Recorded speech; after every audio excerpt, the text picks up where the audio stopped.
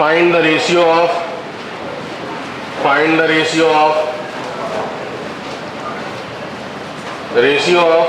radius of proton, deuteron and alpha particle. Proton, deuteron and alpha particle, if they are projected with same kinetic energy, if they are projected with same kinetic energy in same magnetic field. Proton, deuteron and alpha particle projected with same kinetic energy in same magnetic field. बना पाओगे क्या? Kinetic energy same है तो radius का formula कौन सा लगेगा बताओ? √2km/qb ना, तो b और k सेम है तो r प्रोपोर्शनल टू √m/q, ये वाला कॉन्सेप्ट लगाएंगे। प्रोटॉन, ड्यूट्रॉन और अल्फा। प्रोटॉन का मास m है, चार्ज q है। ड्यूट्रॉन का मास 2m, चार्ज q। अल्फा का मास 4m, चार्ज 2q। इसके अकॉर्डिंग आपको सोचना है।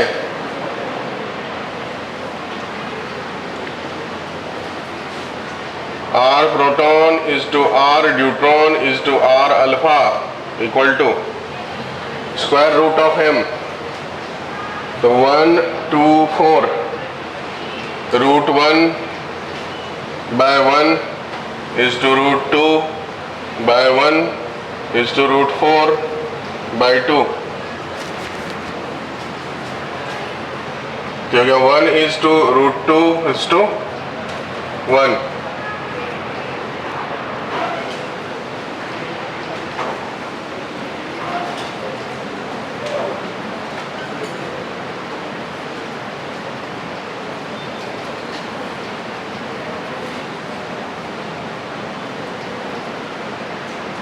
बरोबर। नेक्स्ट सवाल,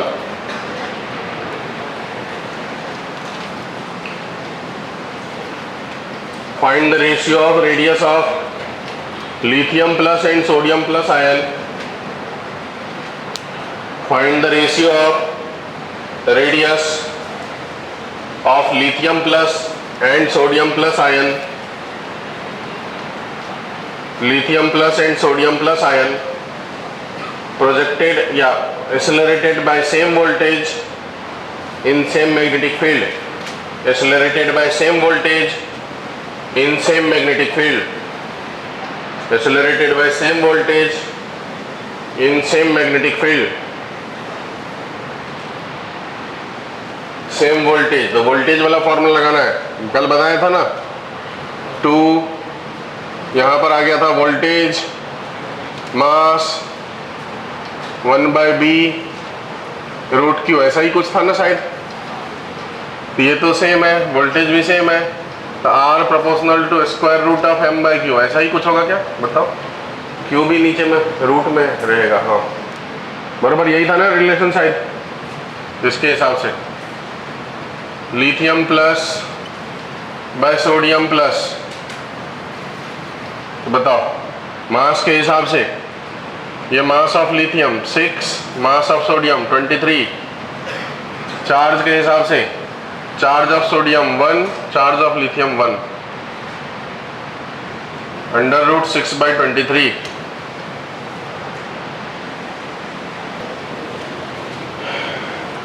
Find the ratio of radius of two charge particle. Find the ratio of radius of two charge particle. Find the ratio of radius of two charge particle having mass ratio 1:2, charge ratio 2:3, field ratio 3:5, velocity ratio 4:7।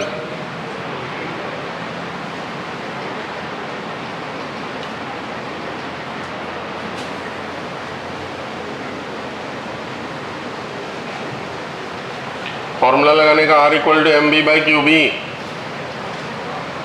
तो R1/R2 equal to M1/M2 V1/V2 Q2/Q1 B2/B1।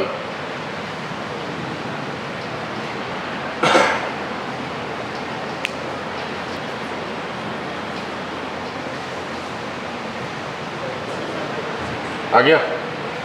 M1/M2 मतलब 1/2, V1/V2 मतलब 4/7, Q2/Q1 मतलब 3/2, B2/B1 मतलब 5/3। बराबर है 5/, हाँ answer हो गया 5/7। तो ये इस टाइप का रेशियो वाले सवाल कर लेंगे कि और कराऊं मैं? कॉन्सेप्ट समझ गया ना? रेशियो वाले क्वेश्चन कर लेंगे। कितने लोगों को कॉन्सेप्ट रेशियो वाले का क्लियर हो गया? ठीक है, चलो अगला सवाल लिखो। Next question. Charge particle charge q mass m, charge particle charge q mass m projected with speed v,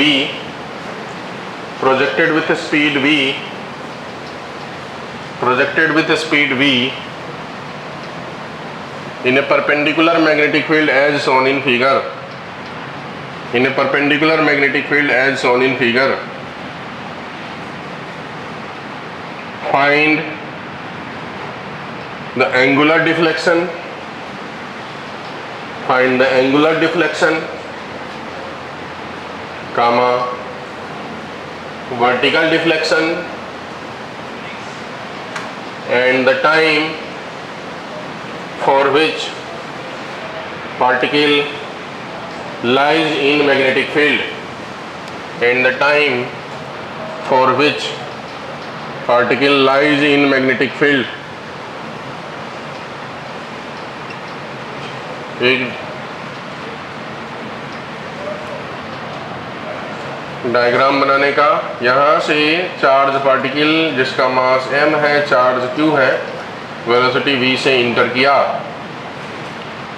magnetic field cross nature का है, d डिस्टेंस तक है। दिया हुआ है पहला condition d equal to d greater than r, r मतलब radius. दूसरा कंडीशन में d इक्वल टू r, और तीसरा कंडीशन में d less than r। Fourth condition d equal to r/2। Fifth condition d equal to r/3। 6 d equal to r/4। 7 लिखते चलो साथ में d equal to r/√2। 8 d equal to √3 r/2। 9 d equal to 3 r/5। 10 d equal to 4 r/5। 11 d equal to r/6। 12 d equal to r/7। 13 d equal to 2 r/3। ऐसे बहुत सारे case हो सकते हैं। और लिखूं क्या? इतना काफ़ी है? ठीक, लिखिए सवाल पहले। बना लिए डायग्राम? देखो सवाल में बनाता हूँ, आप सभी बंदो ध्यान दो। ये तो हुआ क्वेश्चन। पहला सवाल बनाते हैं। जब d ग्रेटर देन r है, सभी बंदो ध्यान देना अच्छे से। मान लो यहाँ से लेकर के यहाँ तक मैग्नेटिक फील्ड है। मैग्नेटिक फील्ड की जो विड्थ है, वो जो रेडियस हो सकता है चार्ज पार्टिकल का, सर्कुलर रेडियस, उससे बड़ा है।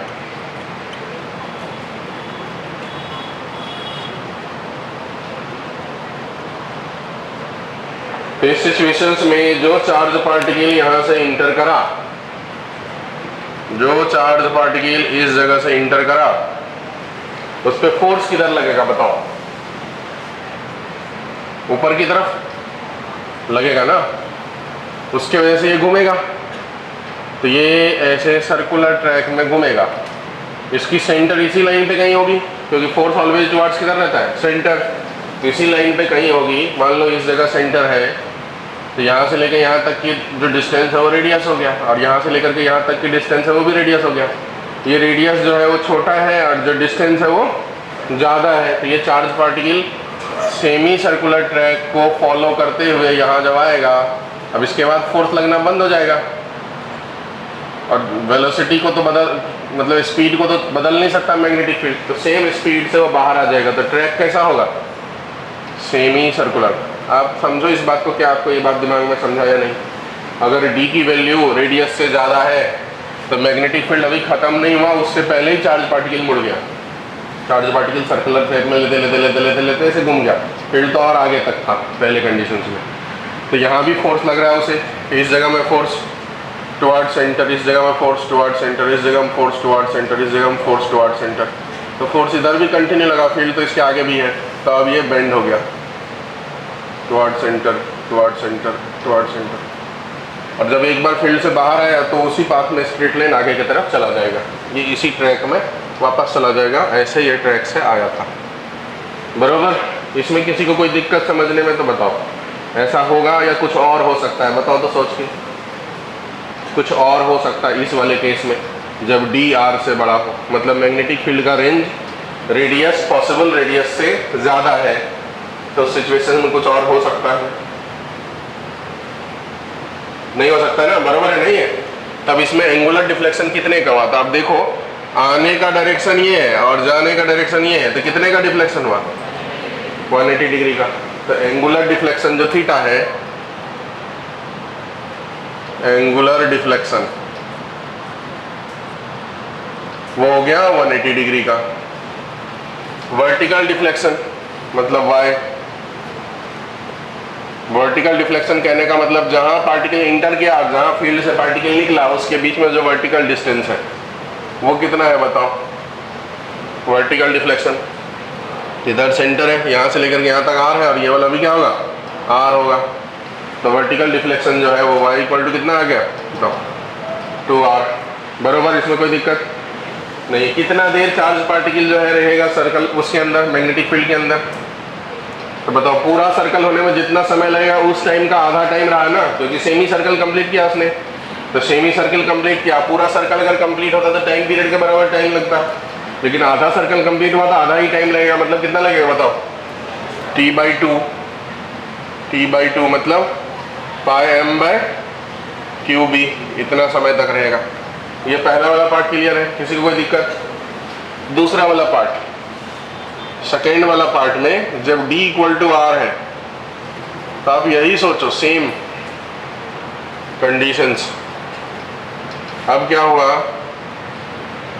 d इक्वल टू r है, तो जब चार्ज पार्टिकल इंटर किया विद वेलोसिटी v, ये सेमी सर्कल लगा करके घूमता, तो जहां तक होता r, मान लो ऐसे घूमता, ये इसकी रेडियस है,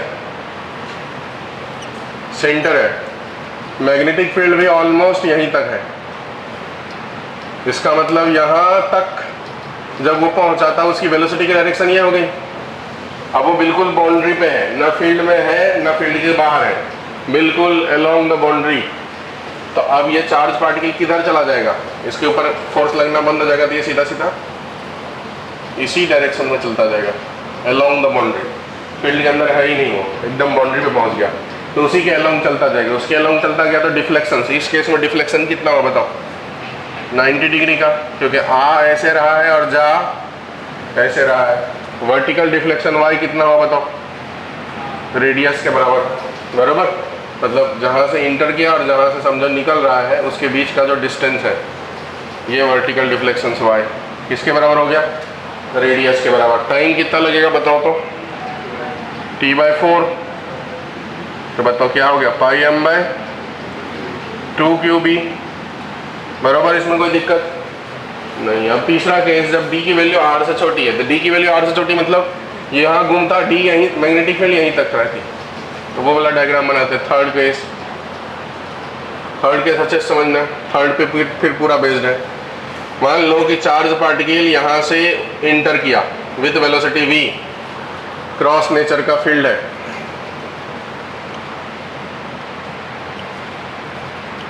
अच्छे से समझना, ध्यान रहे हम जो सेंटर ढूंढते हैं वो कैसे ढूंढते हैं, जिस जगह से चार्ज पार्टिकल इंटर किया वहां वेलोसिटी पे परपेंडिकुलर डायरेक्शन में फोर्स लगेगा, तो वेलोसिटी पे परपेंडिकुलर डायरेक्शन में फोर्स लगेगा, तो वेलोसिटी पे परपेंडिकुलर डायरेक्शंस में एक लाइन ड्रॉ करते। और अगर मान लो कि ये बहुत ज़्यादा दूर होता तो मैं पूरा डायग्राम बना देता हूँ, ऐसा सेमी सर्कल वाला पहला डायग्राम बना दिया जिसमें मैग्नेटिक फील्ड बहुत दूर तक था।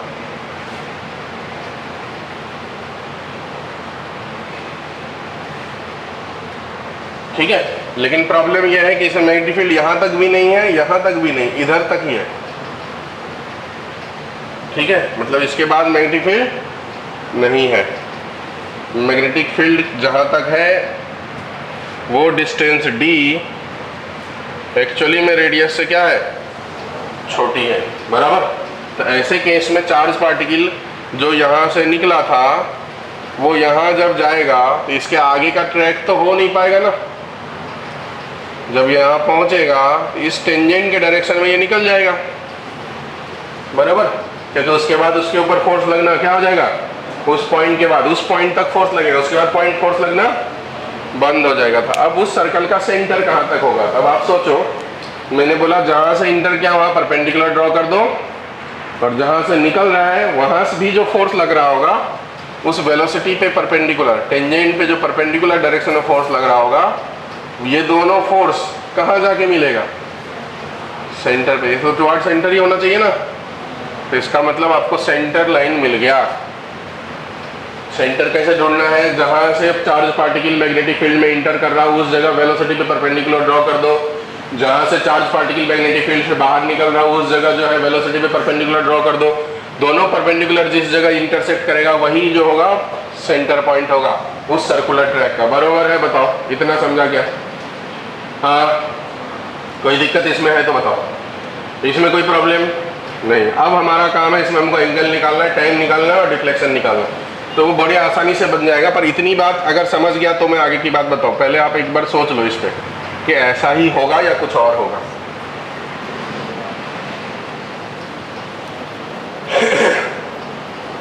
एक बार अपनी खुराफाती दिमाग पे जोड़ डाले,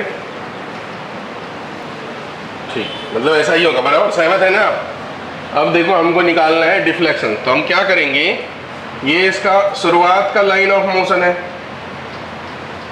ठीक है, ये इसका बाद का लाइन ऑफ मोशन है, इसी के पैरेलल मैं यहाँ पर भी ड्रॉ कर देता हूँ, ठीक है। तो अब आप सोचो, यहाँ पर पहले वेलोसिटी इस डायरेक्शन में थी और अब वेलोसिटी इसी के पैरेलल जो लाइन है उससे इस डायरेक्शन में, तो ये एंगल थीटा निकालना, यही ना डिफ्लेक्शन होगा, बराबर। इसका मतलब ये वाला जो एंगल है वही डिफ्लेक्शन हुआ। कोई दिक्कत किसी को? अच्छा, ये दोनों तो परपेंडिकुलर होगा एक दूसरे पे, रेडियस और वेलोसिटी टेंजेंट एक दूसरे पे परपेंडिकुलर होते हैं। इसी लाइन को मैं थोड़ा आगे की तरफ बढ़ाता हूँ, इधर की तरफ लेके आता हूँ। अब बताओ मुझे, अगर ये एंगल 90 है, ये थीटा है, तो ये 90 माइनस थीटा होगा क्या? और ये भी 90 है क्या? तो क्या ये वाला भी थीटा हो जाएगा क्या? बताओ, ज्योमेट्री से समझाओ मुझे, बराबर है कि मैंने गलत लिखा? बराबर है ना। दो परपेंडिकुलर लाइन में से एक अगर हॉरिजॉन्टल के साथ थीटा बनाता है तो दूसरा वाला वर्टिकल के साथ थीटा बनाएगा, ऐसा थ्योरम भी होता है।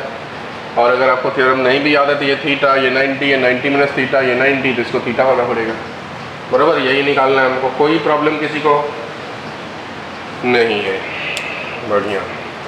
यहाँ से लेकर के यहाँ तक की जो सेपरेशन है वो d है, तो क्या मैं इसे भी d बोल सकता हूँ? यहाँ से लेकर के यहाँ तक का जो डिस्टेंस है वो रेडियस है, तो थीटा परपेंडिकुलर और हाइपोटेनस, साइन थीटा का कॉन्सेप्ट लगा दो, तो साइन थीटा इक्वल टू क्या हो जाएगा, परपेंडिकुलर बाय हाइपोटेनस d/r। तो यहीं से थीटा इक्वल टू आ जाएगा क्या, साइन इनवर्स d/r। ये हो गया एंगुलर डिफ्लेक्शंस, ठीक है। अब बोला वर्टिकल डिफ्लेक्शन, तो वर्टिकल डिफ्लेक्शन मतलब ये मतलब ये y, तो बताओ y कितना होगा, बताइए तो आप। r का ये cos थीटा और यहाँ से लेके यहाँ तक पूरा r, तो ये वाला कितना हो जाएगा, तो y equal to r into 1 minus cos theta. अब अगर साइन थीटा आपको आ जाए तो आप कॉस थीटा तो निकाल ही सकते हो, कॉस थीटा निकाल के इसमें रख दोगे तो बन जाएगा। ये हुआ वर्टिकल डिफ्लेक्शन। अब बोला समय, टाइम, तो टाइम का फॉर्मूला देखो, पूरा सर्कल करेगा कंप्लीट तो कितना समय लगेगा, टी टाइम। तो 360 डिग्री में कवर करने में टी टाइम लग रहा, तो 1 डिग्री कवर करने में टी बाय 360 टाइम लगा। थीटा डिग्री कवर करने में कितना समय लगेगा, टी बाय 360 इंटू थीटा। तो फॉर्मूला क्या आ गया टाइम का, theta by 360 into time period. यही फॉर्मूला उधर भी लगा देखो। जब 180 डिग्री का कंसेप्ट हो रहा है तो 180 बाई 360 टी बाई 2। जब 90 डिग्री का कंसेप्ट आया तो 90 बाई 360 टी बाई 4 बराबर है। 30 डिग्री रहेगा तो 30 बाई 360 मतलब टी बाई 12, ऐसा कुछ आ जाएगा। अब ये सभी रिलेशन स्टैंडर्ड फॉर्मेट में आ गया। इसके बेसिस पे आप बाकी सब बना सकते हैं। जैसे कि मैं एक बना के दिखाता हूँ, d equal to R by 2, ये बना के दिखाता हूँ। तो d की वैल्यू अगर r बाई 2 हुआ, चौथा नंबर सवाल, तो d की वैल्यू अगर r बाई 2 हुआ तो जो साइन थीटा हो जाएगा वो d बाई आर। तो बताओ r बाई 2 बाई आर मतलब 1 बाई 2, तो जो कोएफिशिएंट है वही होने वाला है ना कुल मिलाकर के। इसका मतलब थीटा की वैल्यू 30 डिग्री बराबर, थीटा की वैल्यू 30, तो vertical deflection y equal to r into 1 minus cos 30 root 3 by 2। ये हो गया वर्टिकल डिफ्लेक्शंस, ये हो गया एंगुलर डिफ्लेक्शंस। समय निकालना है तो 30 बाई 360 इंटू टाइम, ये हो गया t बाय 12। अब t की value 2 pi m by Q भी रख दोगे बन जाएगा। कोई और निकालता, जैसे मान लो r बाई 7 12 निकालता, d equal to R by 7। तो ये कोएफिशिएंट देख करके ही समझ में आया कि साइन थीटा की वैल्यू 1 बाई 7 हो जाएगी। तो थीटा जो हो गया साइन इनवर्स 1 बाई 7। अब जब साइन थीटा आ गया तो vertical deflection y equal to R into 1 minus cos theta निकाल पाएंगे। ये परपेंडिकुलर या हाइपोटेनस है तो बेस आ जाएगा, रूट अंडर 17 7 का स्क्वायर 49 माइनस 1 48, तो रूट 48 बाय हाइपोटेनस 7। ये हो गया आंसर वर्टिकल डिफ्लेक्शन का। अब टाइम चाहिए, तो थीटा मतलब साइन इनवर्स 1 बाय 7 की जो वैल्यू होगी divide by 360 into time period बराबर है। ऐसे सभी बन जाएंगे और इसमें कोई भी वैरायटी आप दे सकता। एक बार आप अच्छे से देखो तो पूरा कॉन्सेप्ट को, बहुत इंपॉर्टेंट कॉन्सेप्ट है। सभी बंदे एकदम बढ़िया से देख लीजिए।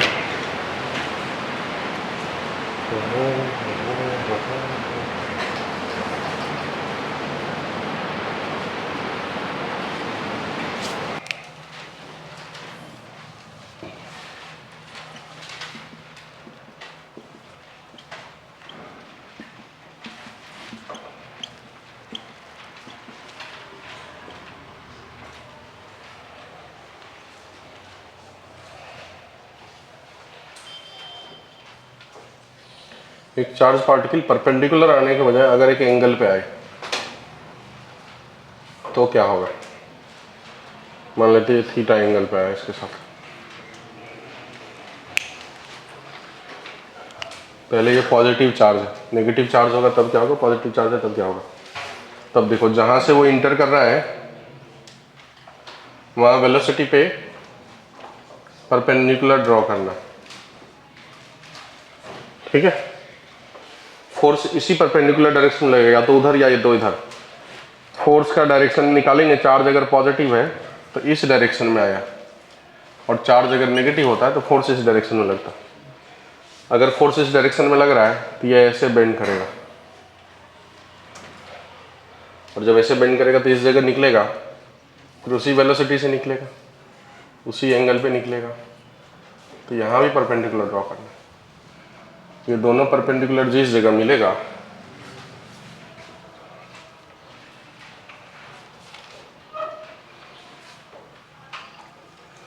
वही पॉइंट सेंटर पॉइंट होगा बराबर।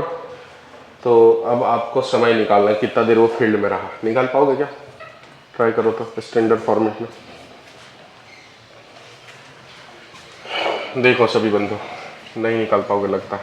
ये 90 है बराबर,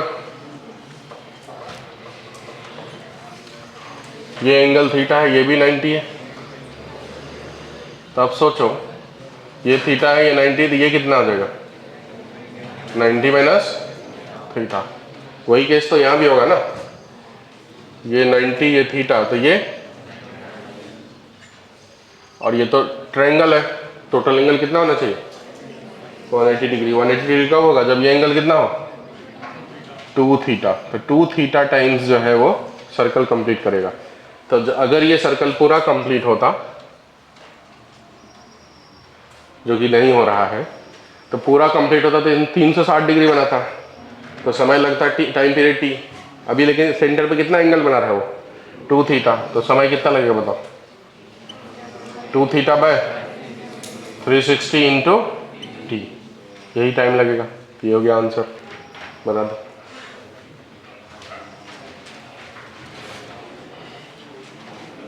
बोलेगा एंगुलर डिफ्लेक्शन कितने का, तो आप सोचो ध्यान से कि पार्टिकल आ रहा है यहाँ और जा रहा है ऐसे, थीटा पे आ रहा है और थीटा पे जा रहा है, तो डिफ्लेक्शन मतलब यही था, इसको बोलेंगे ना डिफ्लेक्शन। तो कितना होगा ये डिफ्लेक्शन बताओ, ये थीटा है ये थीटा, तो ये वाला एंगल कितना हो गया 180 माइनस 2 थीटा हो गया। तो ये वाला एंगल यहाँ से लेके यहाँ तक कितना होगा, ये 180 माइनस 2 थीटा, ये थीटा, तो ये वाला एंगल कितना होगा देखो, ये वाला भी तो थीटा ही होगा ना, तो डिफ्लेक्शन जो है वो कितने का होगा 2 थीटा का होगा।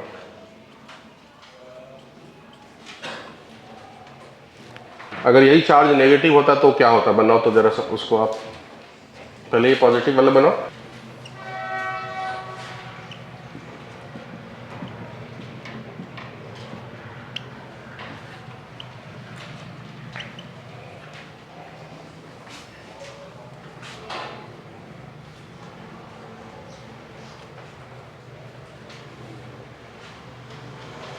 Minus Q charge angle theta पे विथ स्पीड v इंटर किया, क्या होता, ये डायरेक्शन ऑफ वेलोसिटी है, इससे परपेंडिकुलर ड्रॉ करेंगे, फोर्स का डायरेक्शन इधर की तरफ आ जाएगा अब की बार,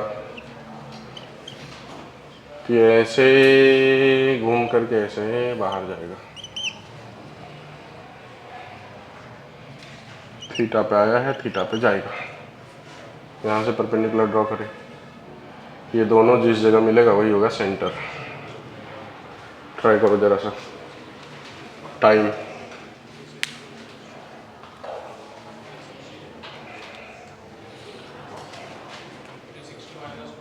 360 माइनस 2 थीटा, क्योंकि ये हो जाएगा 2 थीटा फिर से, तो ये वाला एंगल कितना आ जाएगा 360 माइनस 2 थीटा, तो वो यही इतना ही एंगल बनाने के टाइम में वो फील्ड के अंदर रहा है,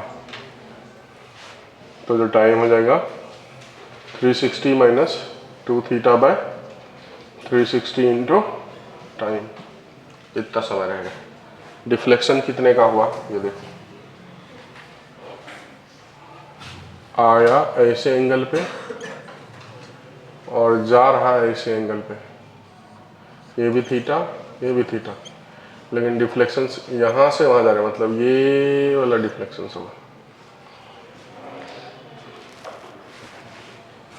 ये वाला डिफ्लेक्शन होगा, ये भी एंगल थीटा, तो ये एंगल हो जाएगा 360 माइनस 2 थीटा का डिफ्लेक्शन।